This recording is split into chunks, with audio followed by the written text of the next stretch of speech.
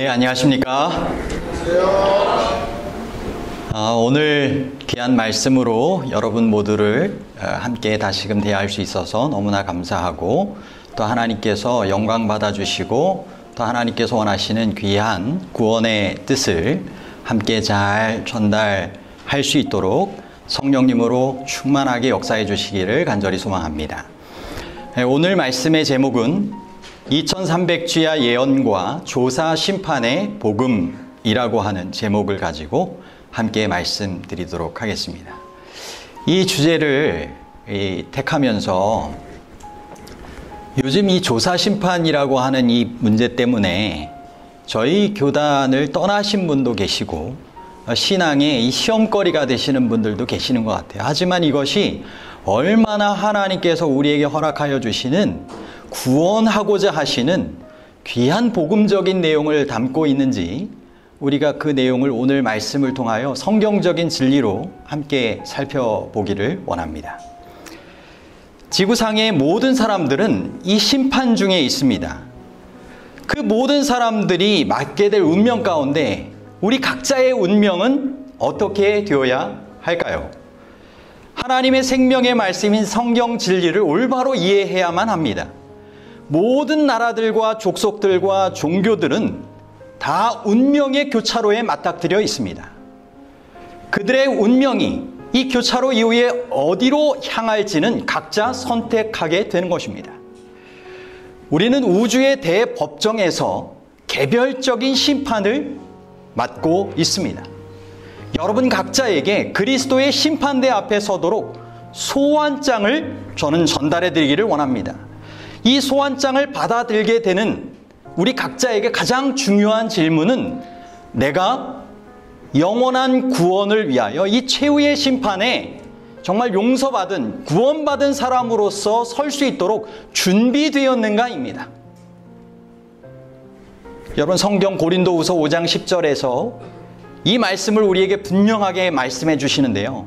이는 우리가 다 반드시 그리스도의 심판대 앞에 나타나게 되어 각각 선악간에 그 몸으로 행한 것을 따라 받으려 함이라. 우리 각자가 누구인지 무엇을 했는지 어디에 사는지 아무 차이 없이 모두가 그리스도의 심판대 앞에 서야만 하고 그 몸으로 행한 것에 따라 그 심판을 받게 된다는 것입니다. 전도서 12장 14절에 사람에게는 어떤 것을 숨길 수 있을 수 있지만 하나님께는 그 어떤 것도 숨길 수 없음을 이렇게 말씀하십니다. 하나님은 모든 행위와 모든 은밀한 일을 선악간에 심판하시리라. 여러분 하나님께서 우리의 삶에 갖고 계신 기록이 얼마나 완벽할까요? 그 재판에서 최후의 운명이 결정되는 그 심판에서 모든 기록들이 다 검토되고 조사될 것입니다. 하나님께서는 우리 마음의 모든 내적인 비밀, 그 마음의 숨은 동기를 다 들여다보고 계십니다. 이 이야기는 이 죽은 남편의 보험금을 타기 위해 음모를 꾸몄던 한 부인에 대한 이야기입니다. 이 여인은 길고 가느다란 못을 갈아서 남편의 뇌에 박았고 흘려지는 피를 닦고 그 주변 부위를 남편의 머리카락으로 깔끔하게 빗어 덮어두었습니다. 그렇게 남편은 휠체어에서 죽게 되었습니다. 그 가정의 전담 의사는 전혀 의심하지 않았고 자연사로 규정했습니다. 그러나 몇 년이 지난 다음에 공동묘지의 운영자가 몇몇 고인의 유골들을 이렇게 팔 필요가 있었습니다. 그렇게 열려진 무덤 가운데 하나가 이 여인의 남편의 무덤이었습니다. 일하는 사람들이 그 무덤을 파헤쳤을 때 두개골을 관통하는 못을 발견하였습니다. 관계자는 이 발견된 사실을 가지고 누구에게 갔을까요? 그 부인에게 묻기 위하여 갔습니다. 발견된 이 범죄 증거물이 이 부인에게 제시되었을 때 그녀는 다음과 같이 비명을 질렀다고 합니다. 하나님께서 결국 나를 발견하고 마셨어. 하나님께서 결국 나를 발견하고 마셨어. 실제로 하나님은 그녀의 범죄를 이미 알고 계셨습니다. 아무것도 하나님께는 숨길 수가 없는 것입니다. 밝혀지지 않았다 할지라도 무엇을 가지고 살아갈까요? 이 죄책감을 가지고 드러나지 않기만을 바라며 또 다른 거짓과 이런 것들을 이렇게 감추며 살아갈 것입니다. 여러분, 우리가 주님께는 숨길 수 없는데 주님께까지 숨길 수 있다고 생각하는 모든 것들이 심판대 앞에서는 드러날 것입니다. 우리의 전생애가 파노라마처럼 펼쳐지게 될 것입니다. 그때는 쾌락, 부, 명예는 결코 중요하지 않게 될 것입니다. 그때 숨겨진 죄들이 낱낱이 드러날 때 어떤 이들에게는 그것이 쓰라린 경험이 될 것입니다. 반면에 주의 용서하시는 자비가 베풀어진 은혜의 시기 동안 죄를 자백하는 것은 그에 비하면 얼마나 좋고 정말 주님께서 베풀어 주시는 그 은혜에 참여할 수 있는 너무나 손쉬운 일이 될 수 있는 것입니다. 여러분, 그렇게 주의 자비에 은혜에 미리 참여한 사람들은 심판대 앞에 설 때에 주님의 보혈로 그 모든 죄들이 도말되었다고 선언될 것이며 숨겨진 죄악들이 드러나지 않게 될 것입니다. 혹시 어떤 분에게는 깜짝 놀랄 만한 그런 소식이 될 수 있지만 그리스도의 심판대 앞에서는 조사 심판은 현재 하늘 성소에서 진행 중에 있습니다. 요한계시록 14장에는 예수님께서 재림하시기 바로 직전인 마지막 시대에 살게 될 지구상의 모든 이들을 위한 특별한 기별이 기록되어 있는데 그것이 바로 새 천사의 기별입니다. 세상 도처에 외쳐져야 하는 경고의 기별입니다. 세 번째 천사의 경고는 짐승의 표를 다루고 있습니다. 두 번째 천사의 경고는 무너지는 바벨론의 운명을 다루고 있습니다. 첫 번째 천사는 특별한 심판의 때에 관한 기별을 가지고 있습니다. 요한계시록 14장 6절입니다. 또 보니 다른 천사가 공중에 날아가는데 영원한 복음을 가졌더라. 누구에게 전해야 할 복음입니까? 땅에 거주하는 자들, 곧 여러 나라와 족속과 방언과 백성에게 전할 영원한 복음입니다. 여러분, 이것은 마지막 시대의 징조 중 하나로 온 세상의 천국 복음, 영원한 복음이 예수님께서 이 마태복음 24장 14절을 통하여 이 천국 복음이 모든 민족에게 증언되기 위하여 온 세상에 전파되리니 그제야 끝이 오리라고 하신 이 예언을 성취시키게 되는 하나님의 백성들의 활동을 보여주는 것입니다. 여러분, 오늘날 코로나로 인하여 어쩌면 위축될 수도 있고 이전에 할 수 있었던 것들을 하지 못하는 것들도 있지만 이 코로나를 통하여 하지 못했던 그저 생각만 했던 일들이 전 세계적으로 놀랍게 펼쳐지고 있는 장면을 보게 됩니다. 여전히 하나님께서는 이 세상 역사를 주관하시고 구원의 역사를 마치시기 위하여 성령님을 통하여 준비된 종들을 사용하셔서 주님의 역사를 이뤄가고 계시는 것입니다. 여러분, 요한계시록 14장 7절은 이어서 말씀합니다. 그가 큰 음성으로 이르되 하나님을 두려워하며 그에게 영광을 돌리라. 이는 그의 심판의 시간이 이르렀으니. 무슨 시간이 이르렀다고요? 심판의 시간이 이르렀음이니 경배하라. 그런데 누구를 경배하라고 하고 있습니까? 하늘과 땅과 바다와 물들의 근원을 만드신 이 창조주 하나님을 경배하라고 하는 것입니다. 여러분, 지금이야말로 창조주 하나님께로 돌아와야 할 때입니다. 지금이야말로 정말 우리를 구원하신 구세주께로 돌아와야 할 때입니다. 마지막 시대의 하나님의 참 백성들은 심판의 때가 이르렀다는 경고의 기별을 분명하게 선포할 것입니다. 지금이야말로 하나님의 위대한 최후의 심판이 진행 중에 있다라고 하는 것을 인식하고 준비하라고 증거해야 한다는 것입니다. 여러분, 모든 재판 심판에는 세 가지 요소가 있습니다. 첫 번째는 관련 사실을 검토하고 조사하는 것입니다. 둘째는 유죄인지 무죄인지를 판결하는 것입니다. 세 번째는 용서 또는 처벌을 줌으로써 판결대로 집행하는 것입니다. 여러분, 하나님의 위대한 심판에서도 동일합니다. 조사 심판이 있고요, 판결 심판이 있고요, 집행 심판이 있습니다. 성경 말씀이 우리에게 예수님께서 재림하실 때 하시는 심판은 집행 심판이 될 것을 말씀해 주고 있습니다. 요한계시록 22장 12절입니다. 보라, 내가 속히 오리니 내가 줄 상이 내게 있어 각 사람들에게 그가 행한 대로 갚아주리라. 여러분, 구원이 될 수도 있고 영벌이 될 수도 있고 심판에서 조사하고 판결된 대로 집행된다는 것입니다. 그러므로 재림 전에 이미 조사 심판과 판결 심판은 있게 되는 것입니다. 그래서 우리가 이것을 재림 전 조사 심판, 재림 전 심판, 조사 심판이라고 부르는 것입니다. 재림 전에 이미 누가 잃어버림을 당할지 구원받을지를 결정하게 된다는 것입니다. 예수님은 선악간에 그 행한 대로 모두에게 갚아주시기 위하여 그 일들을 면밀하게 검토하시고 조사하고 계신 것입니다. 바로 지금이 우리의 유일한 희망인 예수 그리스도의 십자가를 받아들여야 할 때입니다. 지금이 바로 하나님의 조사 심판이 진행 중이기 때문에 주님의 보혈의 공로를 간구하며 우리의 죄가 도말되기를 간절하게 요청해야 할 때입니다. 여러분, 지금이야말로 영혼을 위해 준비할 수 있는 은혜의 시기입니다. 예수님을 개인의 구세주로 영접하여 그분께서 제공하여 주시는 의의 옷을 입게 되시기를 바랍니다.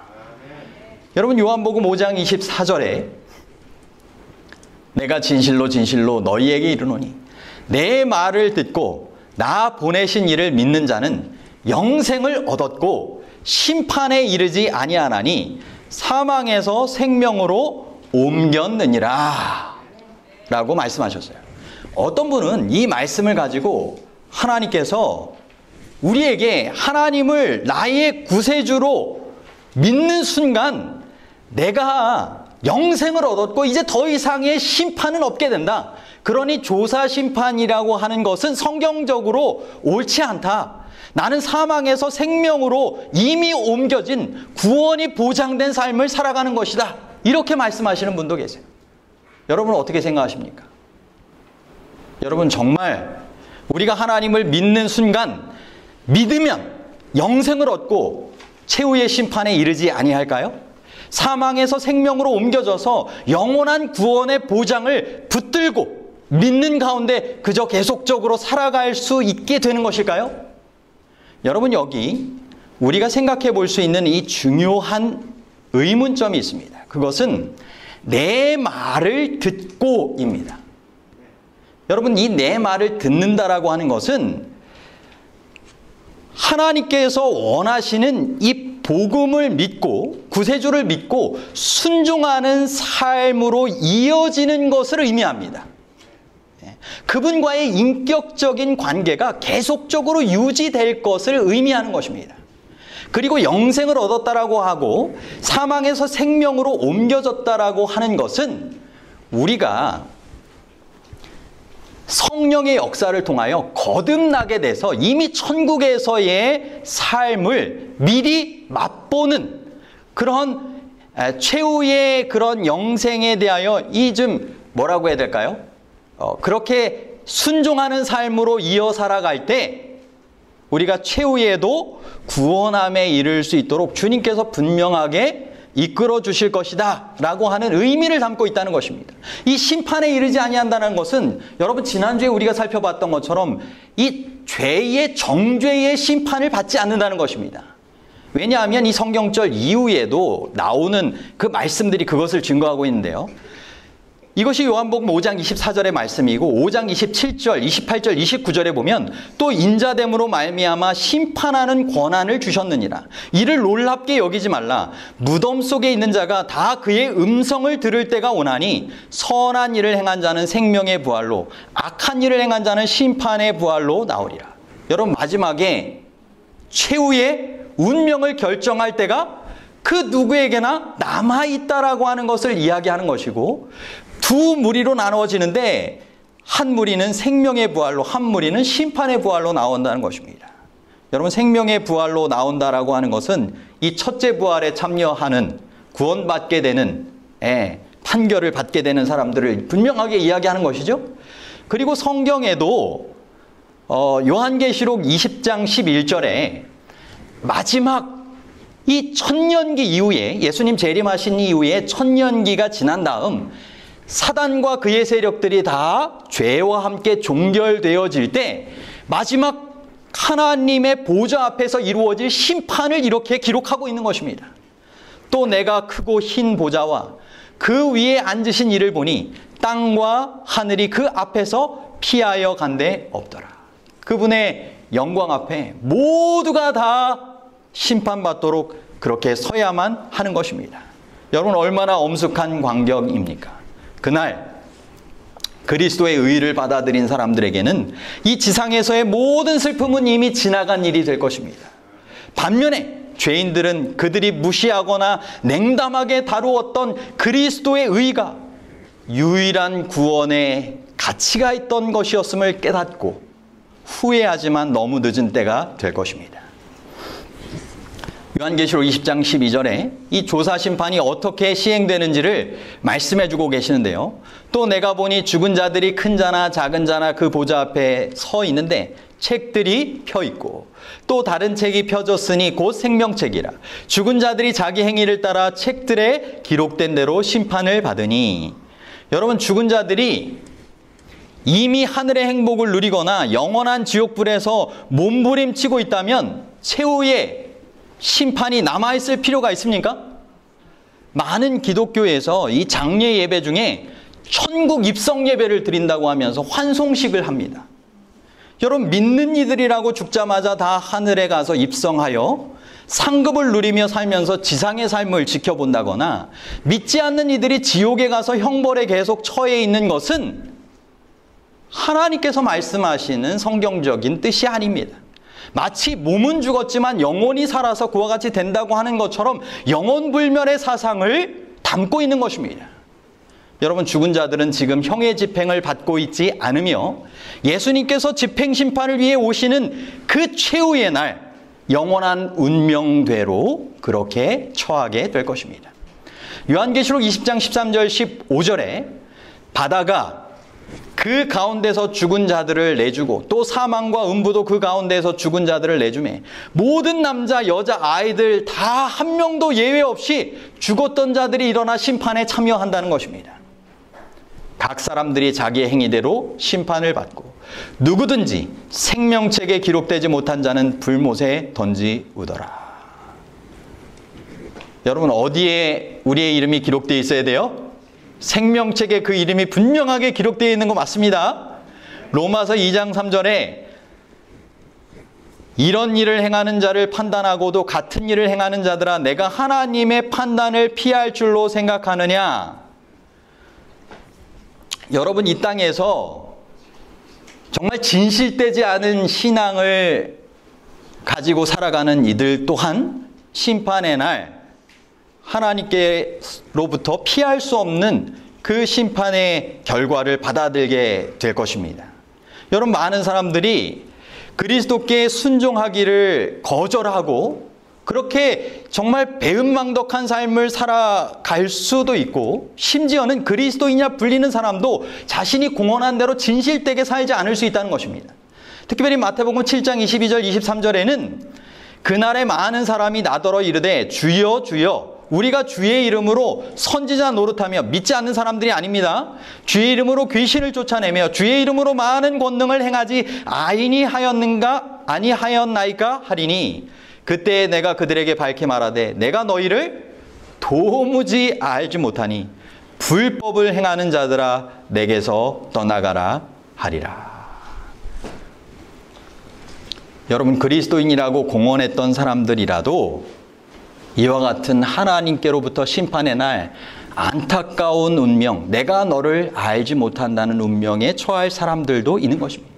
이들은 예수님의 이름으로 많은 놀라운 일들을 행했을지 모르지만 그들의 죄과를 숨기고 그들이 죄 가운데 정말 하나님의 품성으로 변화되는 삶을 살기를 거절한 진실하지 못한 신앙의 삶을 살아간 사람들일 수 있다는 것입니다.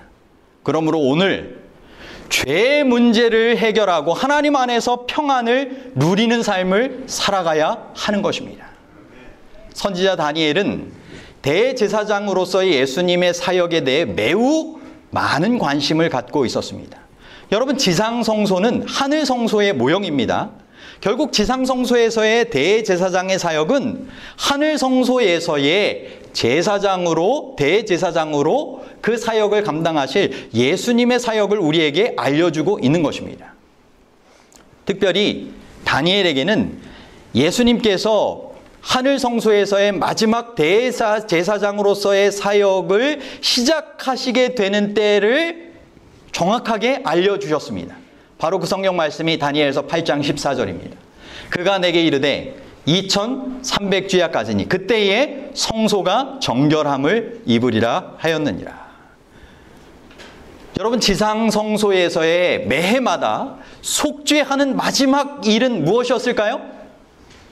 죄로 말미암아 더럽혀진 휘장을 제거하며 죄를 도말하게 되는 성전을 정결하게 되는 것이 마지막 사역의 일이었던 것처럼 하늘 성소에서의 예수님의 마지막 대제사장의 사역도 하늘 성소를 정결케 하는 일이 될 것입니다. 그리고 매해 7월 10일 지상 성소에서의 정결을 위한 시간이 대속죄일로 정해져 있었던 것처럼 하늘 성소에서 대제사장으로서의 그 우리의 죄를 도말하시는 그 모든 일들을 위해서도 정해 놓으신 기간이 있을 것을 우리는 알 수 있는 것입니다. 하나님은 그 정확한 시간을 그 2300주야의 예언을 통하여 분명하게 말씀하셨습니다. 그런데 이 성경의 예언, 그 시간의 의미를 우리가 해석할 때 늘 원칙처럼 삼고 있는 것은 에스겔 4장 6절에 1일이 1년이라는 것입니다. 결국 2300주야, 2300일에 대한 예언은 몇 년에 대한 예언이 되는 거예요? 2300년에 대한 예언이 되는 것입니다. 그런데 다니엘이 처음 이 예언을 받게 되었었을 때는 바벨론은 이미 멸망했습니다. 그리고 곧 바벨론에서 70년의 포로 기간이 예고되어 있었지만 해방되어질 그 직전에 살고 있었는데 2300년에 대한 예언이 있다 보니까 혹시 포로 생활이 연장되는 것은 아닐지 궁금해하면서 하나님 앞에 이 예언의 뜻을 깨닫게 해달라고 다니엘이 사자굴에 처할지라도 간절하게 기도했던 장면이 나옵니다. 바로 9장에서도 동일한 사건을 다루고 있는데요. 고령의 나이에도 불구하고 금식하며 기도한 사건이 바로 이 예언의 의미, 2300주야 성소 정결의 의미를 깨닫게 해달라는 간절한 기도였습니다. 여러분, 하나님께서 가브리엘 천사를 보내셔서 분명하게 말씀하십니다. 내 백성, 내 거룩한 성을 위하여 71회를 기한으로 정하였나니 허물이 그치며 죄가 끝나며 죄악이 용서되며 영원한 의가 드러나며 환상과 예언이 응하며 또 지극히 거룩한 이가 기름 부음을 받으리라. 여러분, 다니엘에게 이스라엘 민족에게 은혜로 할당된 이 71회, 70주에 대한 예언을 처음으로 말씀하셨고 그 이스라엘 백성들을 위한 은혜의 기간 중 첫 번째로 메시아가 나타날 정확한 시간을 말씀하여 주셨습니다. 그 기산점으로는 예루살렘을 중건하라는 영이 날 때부터로 분명하게 기록을 하고 있고요. 7일에와 62일에가 지난 다음에 메시아가 나타날 것을 예언하고 있습니다. 결국 2300주의 예언 가운데 예루살렘을 중건하라는 영이 날 때부터의 69일에 문자적인 483년이 지나는 때에 이르러서 메시아가 세상의 구세주로 정확하게 나타나신다는 것입니다. 정확하게 이 예수님의 초림에 대한 예언만 유대인들과 종교 지도자들이 열심히 연구했더라면 예수님을 메시아로 인정하고 받아들였을 것입니다. 그만큼 예언에 대해서 깊이 연구하고 살피는 것이 중요합니다. 마지막 예수님의 재림에 대해서도 우리가 깊이 연구하고 준비하는 삶을 살아야 그날 주님을 기쁨으로 영접하게 될 수 있을 것입니다. 갈라디아서 4장 4절에 때가 참에 하나님이 그 아들을 보내사 여자에게서 나게 하시고 분명한 때가 차서 예수님께서 메시아로서 이 땅에 태어나시고 침례받게 되신 것입니다. 여러분, 주전 457년에 2300주야가 시작되었고, 그리고 나서 예언적으로 69일에 문자적으로 483년이 지난 다음에는 주 27년에 예수님께서 메시아로서의 사역을 시작하신다는 장면이 나옵니다. 그것이 바로 예수님께서 침례받으신 사건입니다. 마가복음 1장 14절 15절에 요한이 잡힌 후 예수께서 갈릴리에 오셔서 하나님의 복음을 비로소 전파하시면서 말씀하시는 거예요. 뭐라고요? 뭐가 찼다고요? 때가 찼고 하나님의 나라가 가까이 왔으니 회개하고 복음을 믿으라. 분명한 예언된 때에 맞춰 그분께서 메시아로서의 사역을 시작하신 것입니다. 이것이 정확하게 역사적으로 AD 주후 27년이 맞는지를 우리가 이 성경절을 통하여 역사와 비교해 볼 수 있습니다. 누가복음 3장 1절로부터 3절입니다. 디베rio 황제가 통치한 지 15해 곧 본디오 빌라도가 유대 총독으로 헤롯이 갈릴리의 분봉왕으로 있을 때 하나님의 말씀이 요한에게 임한지라. 요한이 요단강 부근 각처에 와서 죄사함을 받게 하는 회개의 침례를 전파하니, 예수님께서 이 침례 받으신 해를 우리가 생각해 볼 수 있는 때입니다. 디베rio 이 황제는 주후 12년의 통치를 시작했습니다. 그러므로 그의 통치한 지 15째 해가 됐을 때에는 AD 주후 27년입니다. 그리고 본디오 빌라도가 유대 총독으로 있을 때라고 했기 때문에 유대 총독으로 본디오 빌라도가 일을 시작한 때가 주후 27년입니다. 그러므로 예수님께서는 정확한 예언의 성취의 연도에 따라서 그 메시아의 사역을 시작하신 것이고요. 십자가에 달려 돌아가시는 것도 예언의 성취로 정확한 때에 돌아가셨습니다. 62일에 후에 기름 부음을 받은 자가 끊어져 없어질 것이며 그가 장차 많은 사람들과 더불어 한 이레의 언약을 굳게 맺고 그가 그 이레의 절반에 제사와 예물을 금지할 것이며, 여러분 아시는 것처럼 이 마지막 70번째 그 이레의 중간에 예수님께서 십자가에 달려 돌아가셨고, 이것은 주 27년에 침례받으신 지 3년 반 후인 주후 31년에 갈보리에서 정확하게 성취가 되었습니다. 정확한 연도에 예수님께서는 예언대로 돌아가셨을 뿐만 아니라 정확한 날에 의미대로 돌아가셨습니다. 예수님께서 십자가에 달려 돌아가신 때는 실제로 유월절 기간이었습니다. 여러분, 유월절 기간 동안에 어린 양을 잡고 죄를 속하는 일이 있었죠? 그런데 하나님의 어린 양으로 표상된 분이 누구셨어요? 예수님이셨습니다. 결국 예수님께서 하나님의 어린 양으로 십자가에 달려 돌아가셨을 때 성소에서 일어난 일을 이렇게 묘사합니다. 이에 성소 위장이 위로부터 아래까지 찢어져 둘이 되고 땅이 진동하며 바위가 터지고 제사장은 칼을 떨어뜨리고 희생양은 도망가 버렸습니다. 예수님의 보혈이 흘려졌기 때문에 더 이상 동물의 피를 잡아 죄를 속할 필요가 없게 된 것입니다. 성경의 예언대로 메시아의 사역을 시작하셨고 십자가의 구속의 역사를 분명하게 이루신 것입니다. 그리고 십자가 이후 3년 반 만에 주 34년에 스데반이 돌에 맞아 죽는 사건을 통하여 유대민들에게 특별히 허락된 이 은혜의 기간이 끝나고 복음은 이후에 이방인들에게도 공평하게 전달될 수 있는 기회가 주어진 것입니다. 여러분, 이제 2300주야 2300년의 예언 가운데 70일에 490년이 떨어져 나갔고요. 이제 남겨지는 것은 1810년이죠.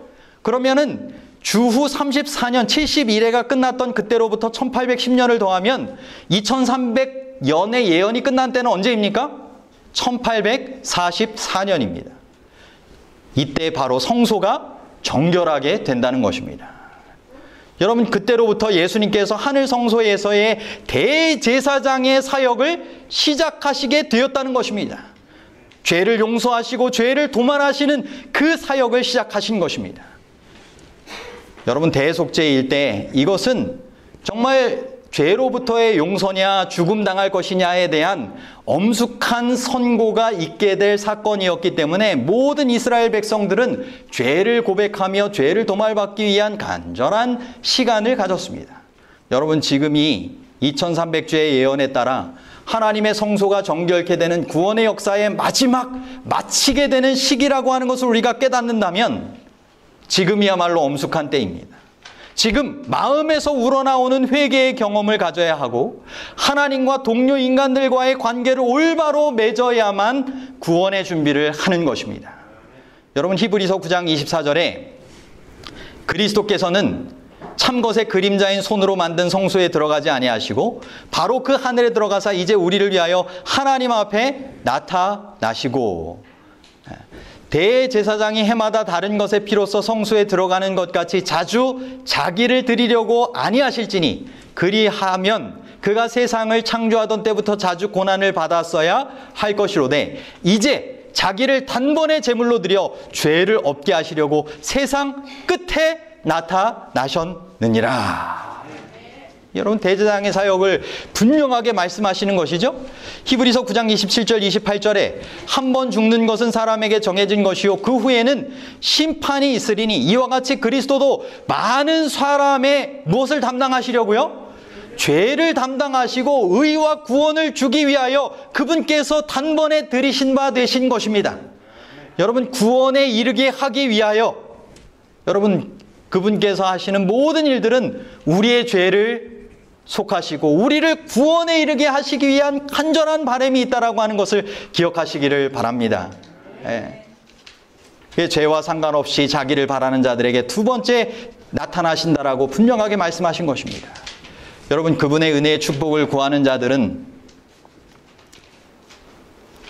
예수님께서 1844년 이후에 170년을 넘게 대제사장으로서의 그 하늘 성소에서의 정결 사역을 해오시고 계시기 때문에 정말 우리가 고백하게 된다면 우리의 모든 진홍같이 붉은 죄를 양털같이 희게 해 주신다라고 분명하게 말씀하셨음을 우리가 믿고 감사하며 그와 같은 죄 용서함의 삶을 살아가시게 되기를 바랍니다.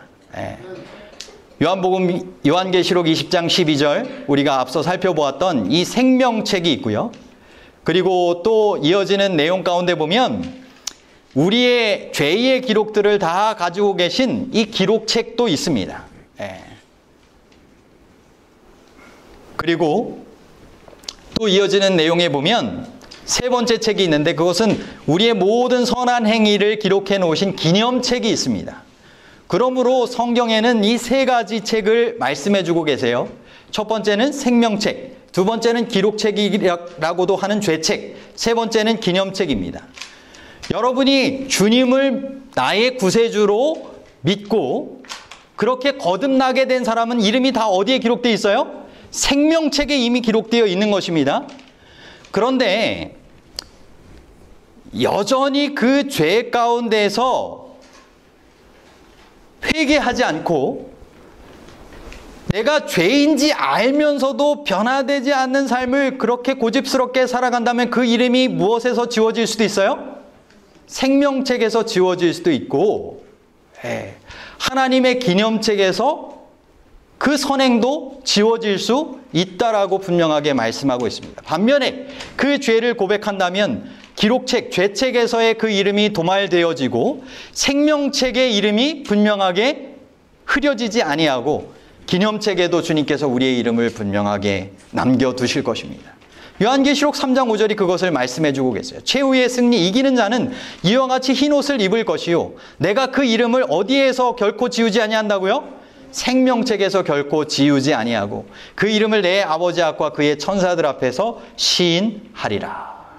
그러므로 우리가 해야 할 것은 하나님을 경외하고 그의 명령을 지키며 살라는 것입니다. 모든 행위와 모든 은밀한 것을 선악간에 심판하신다는 것입니다.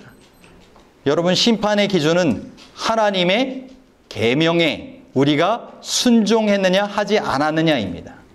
그러므로 성경은 우리에게 이야기하기를 온 율법을 지키다가 그 하나를 범하면 모두 범한 자가 되나니 간음하지 말라 하시니가 살인하지 말라 하셨은즉 비록 간음하지 아니하여도 살인하면 율법을 범한 자가 되느니라. 너희는 자유의 율법대로 심판받을 자처럼 말도 하고 행하기도 하라라고 분명하게 말씀하고 계십니다.